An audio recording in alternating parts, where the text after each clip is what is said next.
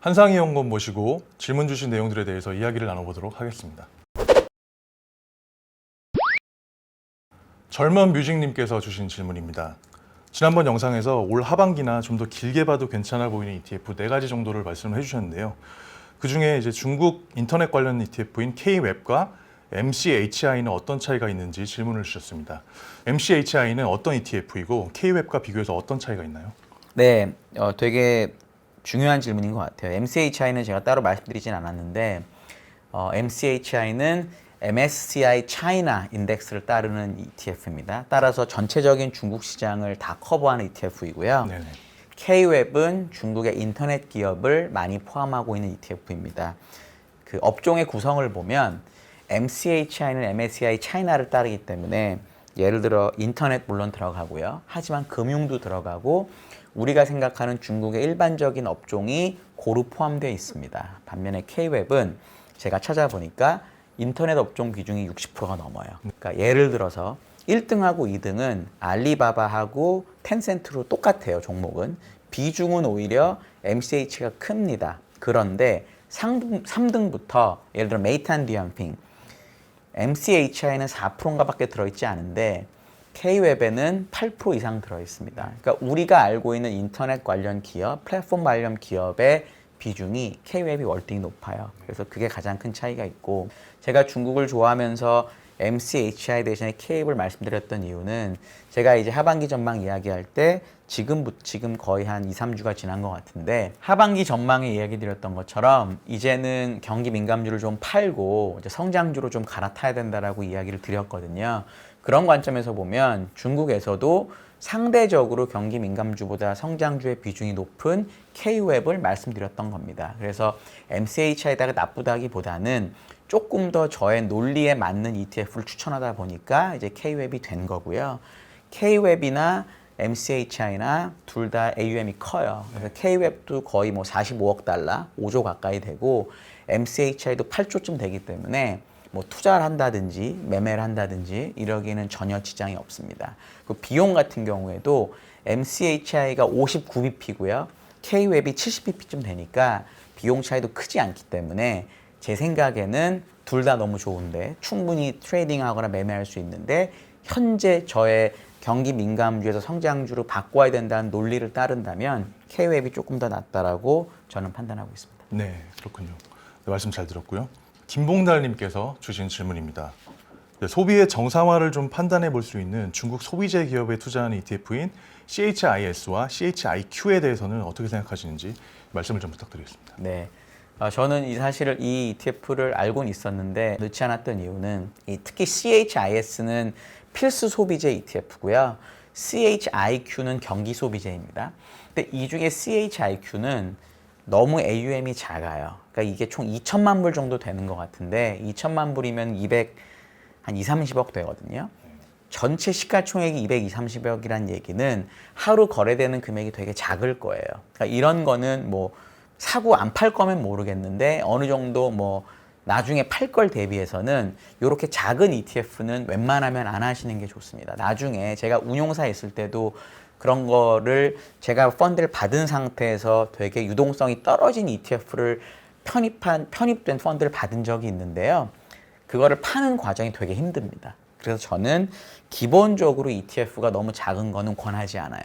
반대로 이제 이 CHIQ는 경기 민감 관련된 ETF이기 때문에 경기가 회복이 되고 특히 성장 관련된 기업도 많이 들어있어요. 사이즈는 이거는 CHIS에 비해서는 크기 때문에 이거는 뭐 어느 정도 투자의 대상으로 삼아도 좋겠다라고 저는 생각을 합니다. 네, 그렇군요. 창호콩님께서 주신 질문입니다. 미국에 우리나라의 코덱스 고배당 같은 ETF는 어떤 게 있을까요? 라고 질문을 주셨는데요. 미국 고배당 ETF에 대해서도 설명을 좀 해주시면 좋을 것 같습니다. 네. 참고로 고배당 ETF는 한화에서 나온 아리랑이 있습니다. 매우 잘 나가고요. 참고로 그냥 말씀드립니다. 한국 겁니다. 미국의 ETF는 이제 VYM이 있고 VIG가 저는 보통 말씀을 드려요. 둘 다 뱅가드에서 만든 거고 다른 배당 ETF에 비해서 비용이 좀 낮습니다. 그리고 뱅가드라는 ETF 운용사가 워낙 크기 때문에 어떤 특징이 있냐면 이 VYM은 그냥 일반적인 고배당주를 편입한 거예요. 그래서 배당 수익률은 2.8% 정도로 되게 높은 편인데 반면 편입된 종목은 필수 소비재나 뭐 헬스케어나 이런 약간 좀 안정적인 기업들이 들어 있어요. 그러다 보니까 주가 자체 상승이나 배당 금액의 상승을 노리는 ETF는 아닙니다. VYM이고요. 이제 요거랑 조금 다른 형태의 배당 ETF가 VIG가 있습니다. 이거는 소위 말하는 배당이 늘어나는 기업을 편입한 거예요. 네. 그러니까 현재 배당 수익률 자체는 1.5%로 아까 얘기했던 VYM에 비해서 떨어지는데 대신에 사람들이 느끼기에 이런 종목들을 가지고 있으면 앞으로 배당이 자체가 늘 수 있다라고 보는 거죠. 그래서 편입된 종목을 보면 정보 기술이라든지 뭐 경기 소비재 같은 게 좀 더 들어 있어요. 그래서 저는 이제 투자하시는 분의 성향, 예를 들어 나는 무조건 높은 고배당이 좋다. 이런 성향이 있으신 분들이라면 VIM이 나은 거고 나는 어느 정도 배당도 들어오는 안정적인 투자를 하지만 기업의 주가 상승과 배당금 증가도 난 원한다. 이런 VIG가 낫지 않을까라고 생각을 합니다. 네, 그렇군요. 말씀 잘 들었고요. 다음은 WWK님께서 주신 질문입니다. 예전 영상에서 미국 철강 기업인 뉴코 투자 전망에 대해서 말씀을 해주셨는데요. 뉴코를 가치주로 생각해서 중장기적으로 투자할 종목으로 봐야 하는지 아니면 단기적인 트레이딩을 위한 경기 민감주로 봐야 하는지 질문을 주셨습니다. 자, 이 부분은 어떻게 생각하시나요? 네, 뉴코는 제가 이제 말씀드리고 좀 짧은 기간에 주가가 좀 많이 올랐어요. 그러니까 기본적으로 뉴코라는 철강 기업은 전기로 기업이고 미국의 유일한 뭐 의미 있는 전기로 기업인데다가 미국이라는 철강 산업 자체가 수급이 항상 불균형, 항상 공급이 수요보다 적은 시장이기 때문에 다른 나라 철강 기업보다 좋은 건 사실이에요. 근데 저는 이제 기업 자체를 이야기하는 사람이 아니라 기업과 주가의 관계를 이야기하는 거거든요. 좋은 기업이지만 주가가 일시적으로 뭐 60, 70%, 70, 80% 많이 오른 상태라면 충분히 어느 정도는 뭐랄까 이거를 정리하고 다른 걸 투자하는 방향으로 가도 좋다라고 생각을 해서 제가 이제 뉴코라는 종목을 하반기 전망에서 제외를 하고 선호 종목에서 리포트에서 그 대신에 제가 애플을 넣었던 거고요. 이렇게 생각합니다. 철강 업종이나 뭐 여러 가지 소재 업종 같은 경기 민감 업종은 2004년이나 2008년과 같은 장기 상승장이 오기 전에는 웬만하면 사이클 따라서 어느 정도 투자를 해주시는 게 좋다라고 저는 봐요. 네. 지금은 2004년이나 2008년과 같은 장기 상승장은 저는 아니라고 보거든요. 왜냐하면 그 당시에는 중국의 GDP가 연평균 17%씩 늘었습니다.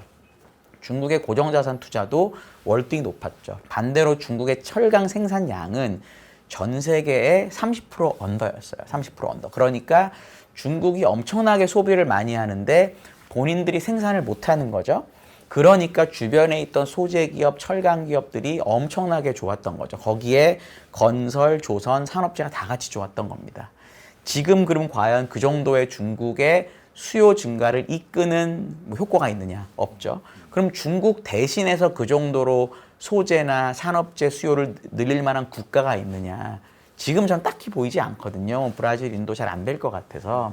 그러면 지금이 2004년부터 2008년까지의 슈퍼사이클인지는 약간 의문이 들어요. 그래서 이제 뉴코 같은 거 물론 좋은 회사고 뭐 장기적으로 나쁠 이유는 없는데 이제 투자라는 관점에서 봤을 때는 그동안 많이 올랐으니까 이런 경기 민감주 대신에 애플 같은 성장주를 해보면 어떨까라는 차원에서 이제 리포트에선 제외를 했고요. 애널리스트 입장에서 모든 게 다 좋다고 얘기하는 거는 다 나쁘다고 얘기하는 건 똑같은 것 같아서 네네. 이번에 5월 20일에 리포트 낼 때는 그렇게 했습니다. 네, 그렇군요. 다음은 애플 관련해서 질문을 드리겠습니다. 가을이님께서 주신 질문입니다. 지난번 영상에서 하반기에 괜찮아 보이는 성장주로 애플을 말씀을 해주셨는데요. 지금 미국과 중국의 패권 경쟁도 있고 중국 정부가 미국 제품인 애플에 대해 제재를 두거나 좀 엄격하게 관리를 할 수도 있을 것 같은데 중국 쪽 리스크는 어떻게 보시나요? 네, 기본적으로 이제 중국에서 많은 미국 관련된 제품이나 서비스를 못 쓰게 해요. 예를 들어 제가 알기로는 페이스북도 안 되는 걸로 알고 있고 뭐 구글 검색도 안 되는 걸로 알고 있어요. 그랬기 때문에 관련돼서 예를 들어 구글 대신에 바이두가 있고 뭐 페이스북 대신에 뭐 여러 가지 다른 이제 SNS가 있는 거거든요. 그렇기 때문에 이제 핸드폰도 규제를 할 수 있을 거라고 걱정을 하는데 지금 중국의 핸드폰 시장을 보시면 규제를 하지 않았는데도 알아서 다른 나라 핸드폰이 다 작살이 납니다. 삼성 안 팔려요. 뭐 다른 나라 말할 것도 없고. 애플은 그런 상황에서도 점유율을 어느 정도 지키면서 5등을 유지하고 있거든요. 이런 상황에서 중국 정부에서 구리 무리수를 더 가면서 1등부터 10등까지 전부 중국 회사고 딱 하나 애플이 5등에 있는데 거기다 대고 5등인 애플 니네 나가라라고 할 가능성은 저는 극히 적다고 봐요. 없다라고 얘기하는 거는 거짓말. 제가 어떻게 알겠습니까? 중국의 그 높은 사람들 얘기를 모르는데 상식적인 생각에서 봤을 때 중국의 높은 고위 관료 입장에서 보면 굳이 1등부터 10등까지 중국 회사들이 잘하고 있는 걸 5등 하는 회사 때문에 걔를 팬다. 이거는 저는 조금 지금 약간 이해하기 어려운 방법이 아닌가라고 봐요. 그래서 중국 관련 리스크는 애플이 상대적으로 적어 보인다라고 저는 생각을 합니다. 네, 그렇군요. 네, 말씀 잘 들었고요. 포튜브님께서 주신 질문입니다. 빅테크 기업에 대한 미국의 반독점법, 예전에도 한번 언급을 해주신 적이 있었는데요.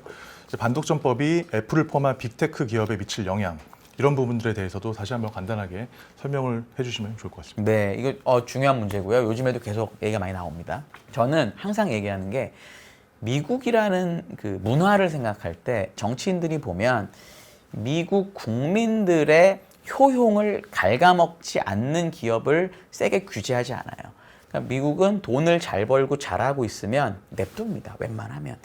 저희가 가장 최근에 알고 있는 좀 큰 반독점 규제 이슈는 뭐였냐면 1990년대 후반에 있었던 마이크로소프트 익스플로러와 넷스케이프 간의 분쟁이었어요. 그때 마이크로소프트에서 윈도우즈를 내면서 그때 제일 잘 나갔던 브라우저가 이제 넷스케이프였는데 저도 대학교 때 그걸 처음에 썼습니다. 넷스케이프가 이기고 있으니까 익스플로러를 윈도우스에 자동 탑재해 보면서 넷스케이프를 죽이려고 했거든요. 그러니까 이거는 분명히 마이크로소프트라고 하는 대형 기업이 중견 기업을 뭐랄까 망가뜨리는 효과가 있었기 때문에 반독점 규제를 했던 거예요. 애플로 넘어가 보면 애플이 핸드폰을 미국에서 잘 팔아 뭐 점유율이 높은데 그럼 만약에 애플이 잘 판다고 해서 애플을 규제를 한다. 그럼 미국에 다른 핸드폰 회사가 있나요? 알려진 게? 그럼 삼성이 많이 팔고 뭐 안드로이드 폰이 왜냐면 구글이 미국의 또 다른 회사인데 구글 핸드폰을 많이 만들지 않고 자기는 안드로이드 시스템을 가지고 하는 거잖아요. 그러니까 기본적으로 애플을 규제해서 얻을 수 있는 실익이 없죠. 국민들은 애플을 되게 쓰고 싶어 하는데 쓰는 걸 불편하게 만들면서 효용을 갉아먹고 대신 애플을 규제해서 그 규제를 통해서 이득을 보는 중견 기업이 미국에 있냐? 없는 거죠. 그래서 저는 상대적으로 애플이 이 규제 완화, 반독점 규제의 영향이 적다고 보고요. 지금 옛날하고 달라진 게 만약에 아마존이 가지고 있는 클라우드를 규제한다. 아마존이 1등이거든요. 그럼 예를 들어 그 규제 때문에 다른 중견 기업이나 이런 게 좋아지면 좋은데 아마존 클라우드를 규제하면 그 다음은 어디냐면 마이크로소프트 애저예요. 그럼 마이크로소프트 애저를 규제하면 그 다음 구글 클라우드예요. 그러니까 다 대형 기업이 이 일을 영위하고 있어서 규제하는 방법이 마땅치가 않아요. 그러니까 지금 얘기 나온 게 유일하게 아마존의 이 배달이나 이런 소매 사업을 얘기하는 건데 이제 그거 정도일 것 같고 나온다고 해도 그 외에는 규제를 하면 삼성이 좋고 다른 나라 기업이 좋을 가능성이 있거든요. 그래서 저는 반독점 규제가 분명히 뭐랄까 센티멘트에는 악영향을 줄 텐데 실제 주가나 펀더멘탈에 미치는 영향은 되게 제한적일 것 같아요. 네, 그렇군요. 말씀 잘 들었고요. 다음은 줄리아 오은님께서 주신 질문입니다. 하반기 투자 전략과 관련해서 질문을 주셨는데요. 가치주도 같이 가져가면서 성장주를 봐야 할지 아니면 가치주는 팔고 성장주에 집중을 하는 게 좋을지 질문을 주셨습니다. 자, 올 하반기나 좀 더 장기적으로는 어떤 식으로 포트폴리오를 좀 구성하면 좋을까요? 네, 제가 그래가지고 일단 결론은 저는 당연히 균형 있게 가는 게 맞고요. 대신 성장주 위주 더 커야겠죠, 훨씬. 그랬기 때문에 이제 하반기 전망 리포트나 이제 거기서 제가 방산 기업 L3 해리스를 계속 얘기를 드렸어요. 1월부터 얘기했던 주식이고 그때부터 주가가 오르긴 했는데 뭐 아주 확 오르거나 S&P보다 조금 더 오른 수준이에요. 그 정도인데 저는 그렇게 생각합니다.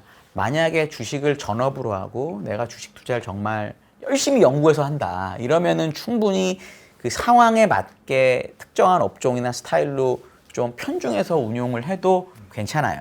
근데 이제 저희 보시는 분들이 그러지 않으신 분들도 많을 거기 때문에 저는 항상 균형 감각을 가졌으면 좋겠다라고 생각을 하고요. 그럼 균형 감각을 위해서 어떤 경기 민감주 내진 가치주를 가져가는 게 좋을까라고 생각을 해보면 저는 지금 경기 민감주는 좀 어렵다고 봐요. 그래서 제가 산업재나 소재 같은 거는 별로 좋게 얘기를 안 하고 상대적으로 가치주 중에서 예를 들어 수주 베이스고 잔고가 좀 있고 그리고 어느 정도 장기적인 안정성이 좀 보이고 거기에 밸류에이션도 좀 낮은 이제 업종을 보다 보니까 이제 그게 방산 업종이 된 것 같아요. 네네. 이 L3Harris라는 기업은 75% 정도를 방산을 하고 25%를 우주 관련된 사업을 하는데 사실 이 종목을 1월 달에 처음 이야기할 때 저의 기대는 우주 ETF에 편입이 돼서 주가가 되게 많이 오르는 걸 기대했는데 되게 다행스럽게도 L3Harris가 우주 ETF에 많이 포함이 돼서 3등으로 포함이 됐고 1, 2등은 좀 다른 종목이라 사실상 1등으로 포함이 됐는데 네네. 이제 안타깝게도 우주에 대한 관심이 식고 이 아크라는 기업에 대한 관심이 떨어지면서 주가가 크게 반응하진 않았어요. 그래서 저는 어떻게 느끼냐면 방사는 되게 안정적이고 미국이 계속적으로 돈을 쓰는 부분이고 나머지 우주 부분은 다시 한번 관심이 일으켜졌을 때 올라가는 옵션이기 때문에 L3Harris라는 종목은 좀 장기적으로 편입해도 좋은 가치주라고 생각을 합니다. P는 지금 15배 정도 되고요. 배당하고 자사주를 합쳐서 연 7% 정도를 주주들에게 돌려주는 기업이다라고 보시면 될 것 같습니다. 네, 그렇군요. 네, 말씀 잘 들었고요. 오늘도 좋은 말씀 너무 감사드립니다. 감사합니다.